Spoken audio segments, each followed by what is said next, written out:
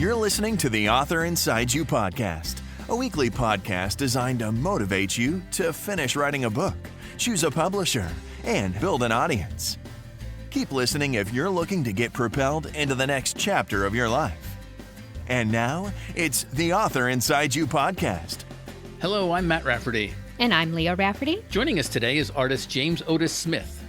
Recently, James authored and illustrated his graphic novel, Black Heroes of the Wild West, which was awarded one of the best books of 2020 in the children's category by the New York Public Library. Welcome, James. Thanks for joining us. Thank you both for having me. It's a pleasure. Well, James, I love children's books, and I found your book, Black Heroes of the Wild West, and I cannot tell you how much I enjoyed the illustrations and the stories themselves, especially Mary Fields. Oh, that's wonderful. Somehow you made me feel like I was right there with them. And I like to say congratulations, because not all authors can make people feel that way. So what can I ask you, what inspired you to write this book? Well, first of all, thank you very much for those kind words. I appreciate it. What inspired me to... So I grew up as a huge fan of basically Batman and the Lone Ranger. And you can see a bit of a similarity there. Mm-hmm. So Westerns were still on TV when I was a kid. They were sort of dying out at the time. But I fell in love with the aesthetic of them. And I was always interested in doing something about the West. A few things, actually. I'm not done with it yet. Over the years, as I would do just research on the period and the place, I came to realize, and you see this pretty early on, but as you get older, you actually start to recognize it, that you see Black people around you everywhere, but when you look at TV and movies from a certain time period, they're just not there. Mm-hmm. And one of the big motivators behind a lot of the things that I write is, well, what are the stories that are not being told? Because just by definition, that's going to be more interesting, right? Sure. So I started to look into, like, well, where are the Black people? And it turns out there were lots of them. They just didn't make movies and TV shows about them. Right. So that's pretty much where that comes from, yeah. Well, isn't that something? I mean, I just cannot believe. You're right. It opened up my eyes. I'm like, geez, I never, I feel horrible. I think it's hard to think about something that you don't have language to talk about in the first place. Okay. If our historical context is given to us by the books we read and the media that we see, it's not really surprising that it just wouldn't occur to you. Like, oh, there were probably Black cowboys. Like, you just wouldn't think about it. And it's not out of malice or anything. It's just no one's ever showed you that before. So why would you think about it? And so that was actually one of the main things I wanted with the book. I mean, I went back and forth with my editor a bit because I actually didn't want to mention race in the title at all. I kind of wanted it to just be a history book, and it just happened to be about Black people.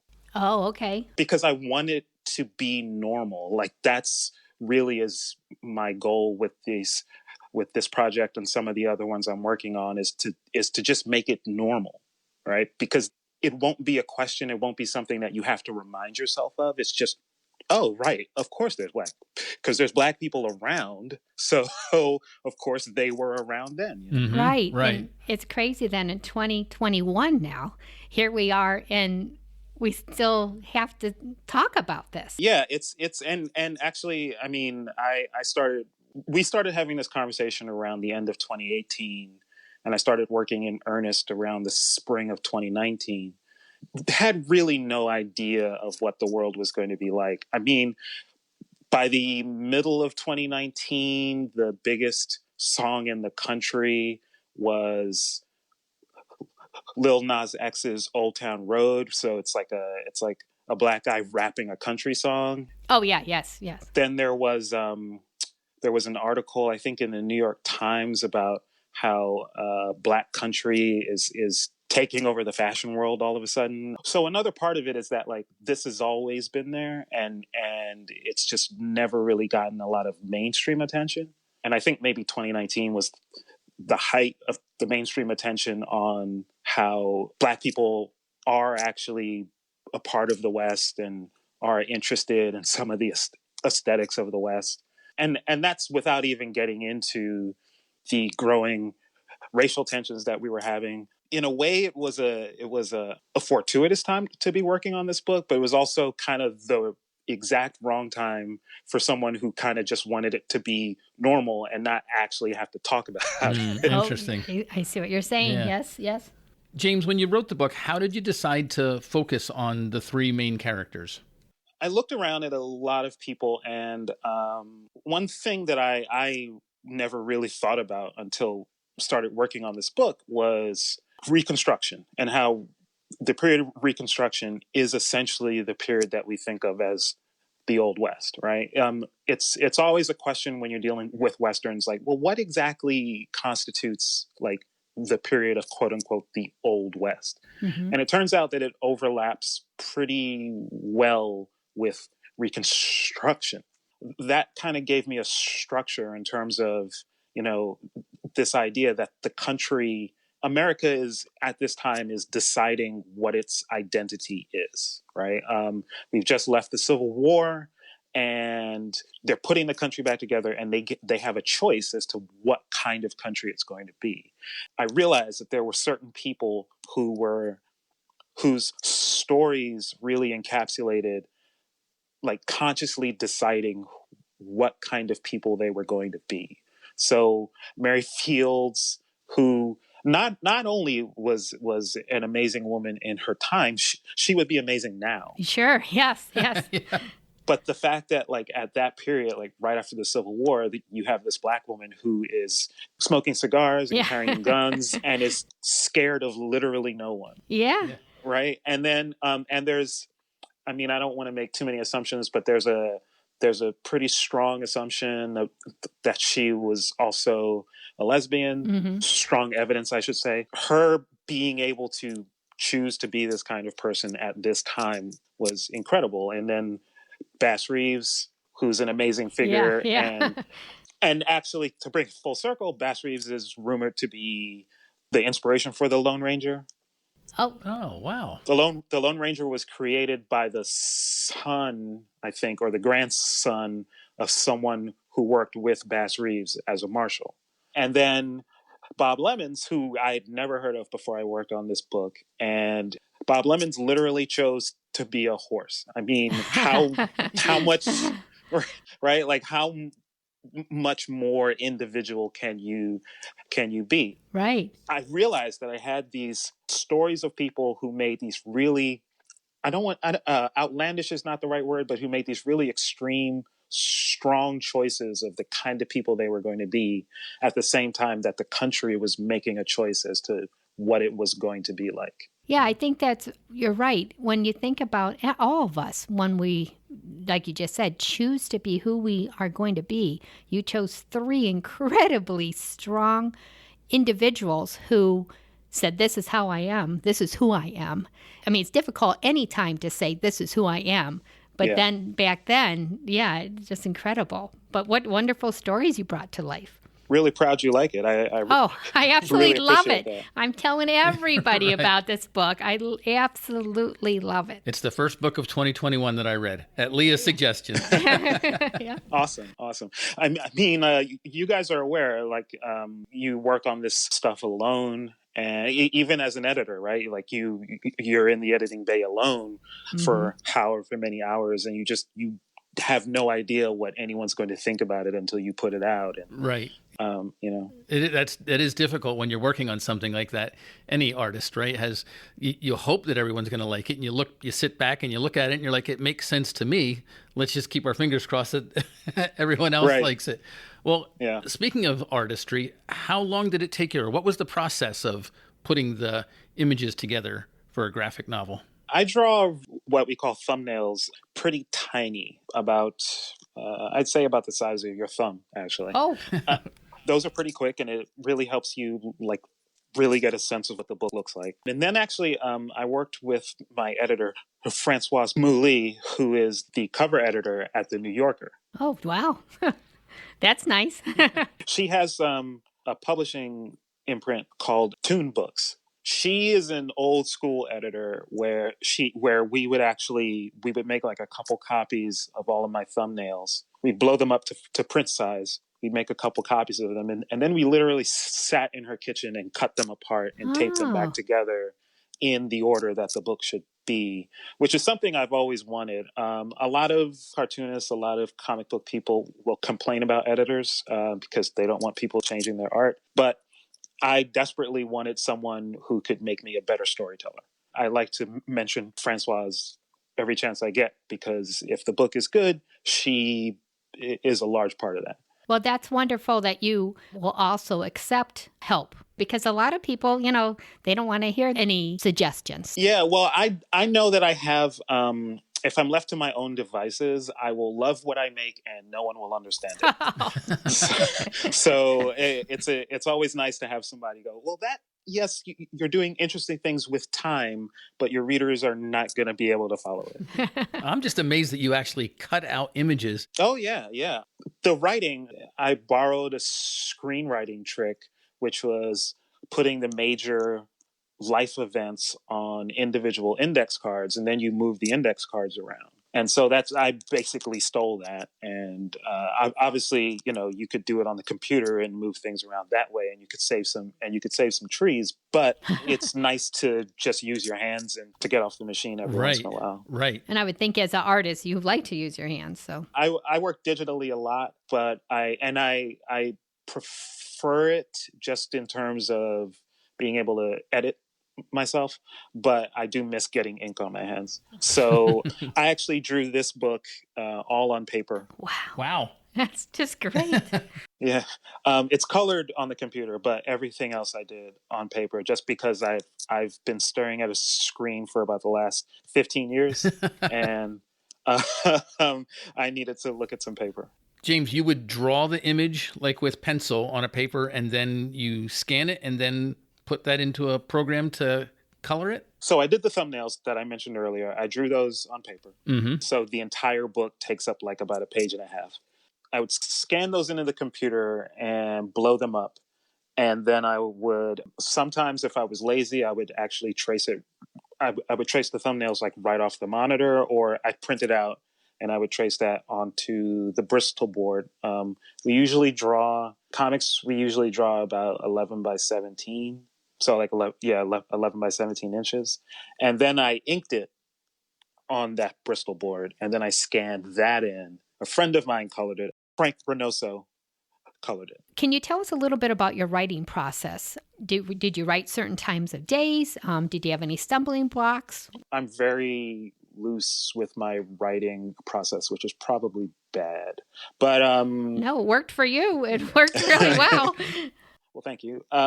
In this case, so what I did was after doing the research and figuring out the people I wanted to use, I actually put everyone on a chart, and I had the names going down one axis and the dates across the other axis, and then the events of their lives. This is not what I would typically do, but because the initial version of this book, they were all going to exist at the same time, and it was just going to be one large narrative where we would follow them all at the same time. Oh, okay. And then eventually we decided to just break it up into chapters. But since I had already done that and I'd had the events of their lives all laid out, then I started putting those on the index cards.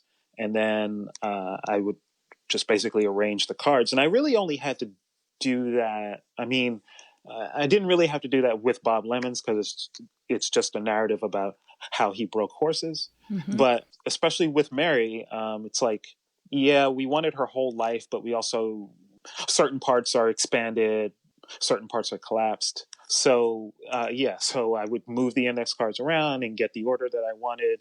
And then my typical way of writing is I usually do dialogue last, unless a piece of dialogue occurs to me. Okay. But otherwise, I'll just I'm very plot oriented. I'm a plot driven kind of writer. So once I had that laid out, then I would go back in and do the dialogue. And the dialogue was was being tweaked until the last minute. Partly because I was enamored with, I don't know if you guys saw Deadwood. Yes, I love, Right, I love right. that show. Yes, Yeah. yes, and I wish they would have gone on with more Too seasons. bad. We even visited the Yeah. town when we went out west with our kids. Oh, awesome. Yeah. Is it actually there? Is it Yeah, like there's a a real town? Deadwood, Yeah. South Dakota. Bought a Yeah. baseball hat and everything. Yeah. They said, So I love the language in Deadwood. I tend to break American fiction into sort of like a couple of categories, or American writing, I should say, into a couple of categories. And I think that at least early on, it sort of divides between journalism and the Bible, right? And I think a lot of writers are come out of journalism, and a lot of writers come out of the Bible. And I tend to like the writers who come out of the Bible. So Cormac McCarthy, Toni Morrison, people like that. People who have a bit of poetry in their writing, you know? So Right. I couldn't really do that in this because the audience is so young, but I was aiming at a certain kind of simplicity, a certain kind of abruptness where hopefully like a younger reader will have to do a little bit of work to really understand what people are talking about. Mm-hmm. And maybe as they come back later, as they get a little older, they can come back and maybe there's a little more subtext in there that they can pull out about like race relations and that kind of thing. I just like the idea of not giving the reader everything immediately, you know, and that's a tightrope you have to walk when your readers are typically about 8 years old. Yeah, right. Well, James, on toonbooks.com, Leah and I were reading about you, and we see the NPR and I mentioned before the New York Public Library picked you as, you know, the top 10 books for kids and one of the favorite books of 2020 from NPR, and the New York Times has written about you. How do you get publicity like that? Well, I will be honest with you. I have no idea. It's been a weird couple of years. When my last book, the one that I drew a book which was written by the author Ted Fox. It's a History of the Apollo. mm-hmm. Yes, and that book came out, and it was a big splash, relatively speaking. And it also had like a full page in the Times, and it had my art in it. Oh, wow. And then the next day, my bank account's empty. So I don't know if it's hard, but it's interesting to have these two things going on at the same time, where you put out a piece of work and people seem to love it, and then at the same time, you're still the same person you were before anyone knew about that work. Okay, got it. I'm still in the process of actually figuring out how to be a public figure. I don't really know how to do that, and I tend to stay out of my publisher's way and just kind of let them figure it all out, because I'm kind of useless in that regard. The publicist knows a few people, and actually more than you would imagine, it's people like yourselves who just come across the book, which I'm still surprised by, that people just stumble across it and like it. It sounds humble when I say this, and I'm not trying to be overly humble, but sometimes it genuinely surprises me when people like the work I do. I'm glad it's not that I think it's bad. It's more that because I am just focusing on what I want to do, I don't really have an idea of what other people like. So when people like it, it's huge. It's a surprise to me. Right. But I think that's something that every author can relate to or should think about, right? Just, you know, the thoughts in your head are good thoughts, and other people very well likely might agree with you that those are good thoughts and a good story and worth reading. Sure. I mean, I think there's probably a species of author or of artist in general who either they know what the public like, or they know that their taste is generally good. And then I think there's people like me who I definitely don't know what the public likes. And I believe in my taste on good days. And then on bad days, I just know, well, I can't do anything else anyway, so I'm just going to keep doing what I want to do. You have hit something in my heart with this book. I mean, my family, Matt heard it. And when I read this book, I was jumping up and down saying, hey, everyone we know has to read this book. There's something about I don't know if it's the way you told the story. I don't know if it's the art or if it's just because you brought to life characters, real life people who are lost in history. But whatever it is, I'm telling you, from my perspective, I thank you because it really hit me. Really hit me, this book. I just really, really enjoyed it. And I mean, I really like books. No kidding. Matt knows. Right. I mean, I talk about books, but I don't always talk about books like this. There's Right. very few that I'm like, since I do read so many books, I think there's very few that I'm like, wow, this really got me in my soul. And Wow. I can attest to that. Leah will read a book and put it down and say, yeah, that was good, and then not even think about it again. But this book, I mean, she keeps moving it from the living room to the kitchen and showing people. And not people in our house. I mean, just I'm talking to people on the phone about it. Wow. That's awesome. Well, thank you so much. No, thank you for creating it. I just think it's great. Well, James, what did it feel like when you held the book in your hand for the first time? When I held the book in my hand for the first time, that was the middle of 2020 and the whole world was on fire. It was a very strange experience because something that happens a lot when I'm working on comics is I'll stop and I'll ask myself, what the hell am I doing? I'm drawing a comic book, and there are things going on in the world. I mean, there are always things going on in the world, and you're always asking yourself, why are you doing this? And so this moment was even more of that because, it wasn't just a thing I was working on. It was a actual physical thing in my hand. And there was it was a combination of things. I mean, even though I work digitally, I still love paper. I love print. I love books. And I was extremely proud of what we had all accomplished. And then I was suddenly worried that no one was ever going to read it. And also, this may seem odd to you given the subject matter and given the times we're in, but I also, I genuinely question whether it was relevant, whether anyone needed this book, See, I think it is important, especially at this time. You're right. It definitely is relevant, but I mean, from the standpoint of being a creator, being an artist, I mean, you're always asking yourself, I shouldn't speak for other artists, but I think it's pretty common. I think that self-doubt is pretty common. It took me a while to become comfortable with the idea that I was going to be putting this book out at precisely the time when it was going to be the most relevant, where I guess I can liken it to playing music. I don't know if either of you have ever performed. A long time ago. So I have a speech impediment, but I used to be in bands and I was a shy person, but I was a singer and a rapper. And those two things seem to be contradictory, but they're not. You can be a very shy person who loves to perform publicly. So it was a lot of that. It was a lot of realizing that, like, oh no, this is relevant. You're going to actually have to talk to a lot of people about this. This is precisely the time when you're going to have to talk to a lot of people about this, and coming to terms with the fact that it doesn't make any sense to want to publish a book and want to be invisible at the same time. That is interesting.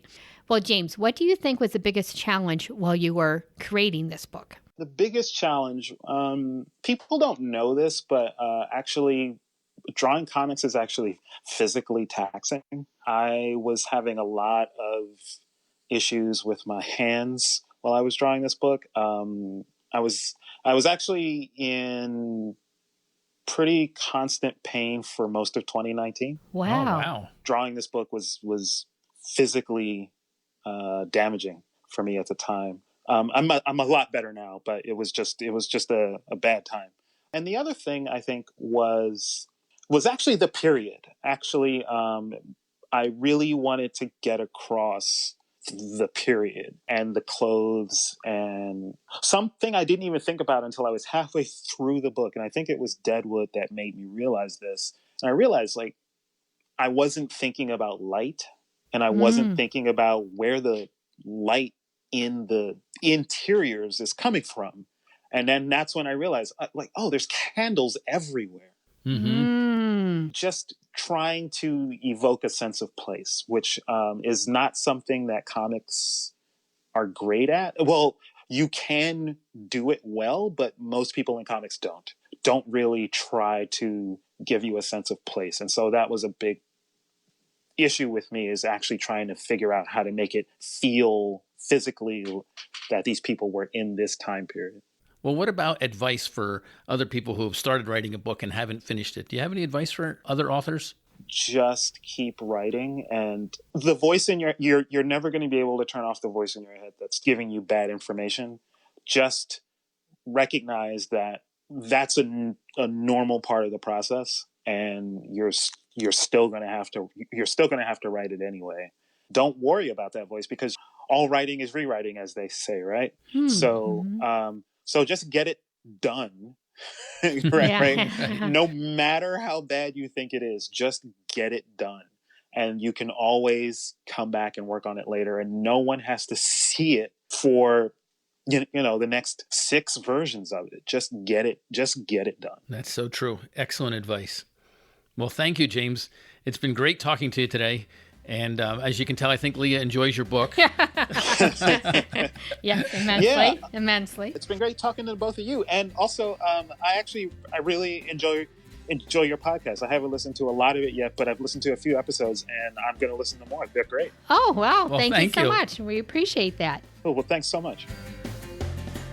Well, Matt, I think everyone can realize that I really, really enjoy Black Heroes of the Wild West. And because I enjoy the book so much, I am spreading the word to my friends. I hope that other people will think about our podcast and want to spread the word to their friends. So if you have a friend or a relative who's interested in writing a book, why not send them a link to our podcast? It's right there in your podcast app. And until next time, right on. Thank you for listening to the Author Inside You podcast with your host, Leah and Matt Rafferty. This episode is brought to you by Audible. Get a free audiobook download and a 30-day free trial at theauthorInsideYou.com/freebook. Choose from over 180,000 titles. Go to theauthorInsideYou.com/freebook.